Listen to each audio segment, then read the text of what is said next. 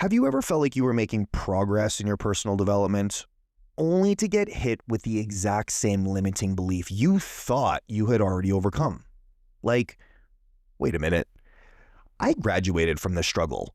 Why is it showing up again? Like a telemarketer who just won't take the hint. Yep, been there, done that.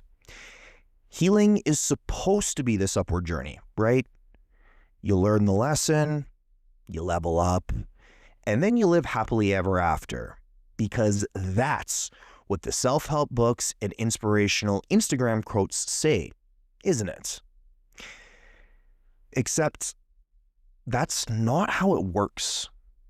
Healing isn't a straight road. It's not even a curvy road. It's a damn scribble. A chaotic, unpredictable loop of progress, setbacks, breakthroughs, and WTF moments. And today, we're talking about why that's normal, why self-doubt shows up in healing, and most importantly, how to stop letting that doubt convince you that you're failing when you're actually growing. But first, hi, welcome to the Wolverine Lifestyle Podcast, where personal growth meets deep thought and introspection. I am your host, Dylan Andres, and in this episode, we are exploring my personal journey through the journal prompts, Overcoming Self-Doubt. What doubts do you have about your ability to heal? What evidence do you have that you are capable of change? Spoiler alert, if you're doubting yourself on this journey we call the human experience, congratulations. You're probably doing it right. Let's start with a big, ugly myth we all need to kill. The idea that healing is something you complete. I used to believe this. I thought that once I did enough therapy, read enough books, and had enough of those lovely aha moments, I'd wake up one day as this fully healed, enlightened version of myself. Like, boom, no more triggers, no more self-doubt, just inner peace and a really well-balanced diet, abundant in steak and deep, meaningful conversations. Except, real life doesn't work that way. Healing isn't a diploma we earn. It's a practice. Psychologists actually have a term for this. It's called the illusion of linear progress. Our brains love to think in straight lines. We want cause and effect, a problem, then a solution. But emotional healing is way more complex than that. Think about it.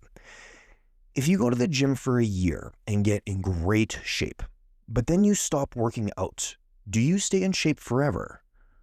No. Strength isn't something you only achieve, it's something you maintain. Healing is exactly the same in its own way. And yet, often when an old wound resurfaces, we convince ourselves that we're failing. The truth is, healing moves in cycles. It's not about getting rid of your pain forever. It's about becoming stronger in a way that you can handle it. Think about it like this. Imagine you're climbing a snowy mountain. You reach a plateau and think, yes, I have made it. And then suddenly the snow clears up and another hill appears. And then you're like, wait, wasn't this supposed to be over? Well, that visual is exactly how healing works. Just because you've hit a plateau, it doesn't mean you're back at the bottom. And a study published in the Journal of Traumatic Stress found that trauma recovery isn't a linear process, but a spiral, where people will revisit old wounds at deeper levels as they grow. In other words, just because something hurts again, it doesn't mean you haven't made progress in that area. So let's make this a little bit more real for you here. Have you ever had a moment where you reacted to something differently than you would have years ago? Have you ever felt a pain resurface, but noticed you were able to sit with it instead of running from it, or feeling the need to numb yourself from it? Have you ever looked back and realized that something that used to cripple you, now it just stings a little bit? That right there, that's growth. So why do we doubt our healing? Because self-doubt loves uncertainty.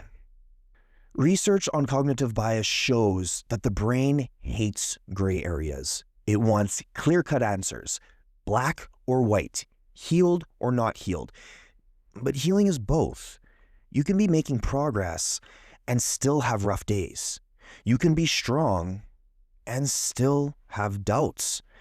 For me, self-doubt used to hit the hardest when I thought I had moved past something, only for it to show up again. I'd think to myself, how am I back here? Like, didn't I already learn this lesson? But this is the shift that I needed to take. If something is resurfacing, it's not because we're failing. It's because we're ready to handle it at a deeper level than before. Now, I really sincerely want you to hear that, and just please, like, even if you just want to pause this for a moment, I want you to let this marinate. Healing isn't about avoiding hard emotions. It's about handling them better every time they come up. If you ever doubt your ability to heal, I want you to try this. Look back at who you were 5 years ago. Now ask yourself, what used to break me that I can handle now? What boundaries do I set now that I never used to? What painful cycles have I actually stopped repeating? Your answers to these questions are your evidence, the hard, concrete facts for you. I've personally had moments where I catch myself smirking at a challenge that I realized old me, like 10 years ago, would have absolutely crumbled. I mean, that's not failure. That's proof that we're growing. So if you're doubting your healing right now, I want you to pause, breathe, and look at where you used to be. You are not the same person you were yesterday, let alone years ago when whatever it was that happened. So what should we do when self-doubt creeps back in? Well, first thing I like to do is normalize it. Doubt is not proof that you're failing. It's just a sign that you care. And then I like to check the evidence. Reflect on how much you've grown, instead of focusing on only what's still hard, like in the 3 questions we just reflected on. And then support. Healing isn't meant to be done alone. That's why coaching, therapy, and having the right people in your corner matters. So the next time self-doubt shows up, remind yourself, you're not moving backward. You're growing. You don't need to be fully healed to be making progress. And you sure as hell don't have to do it alone. As always, thank you for joining me for this episode of the Wolverine Lifestyle Podcast. If this episode hit home for you, share it with a friend who might need to hear it. And if you haven't already, hit that follow button for more deep dives into things we all think about, but don't always talk about. And if you're ready to take a step further into your own self-exploration journey, grab my free ebook, 30 Days to Know Yourself. The link will be in the show notes along with all the rest of the links to the rest of my resources and socials. Until next time, remember, healing isn't a straight line. It's a journey, a process. And the fact that you're doing the work, that is proof that you're already ahead of the game.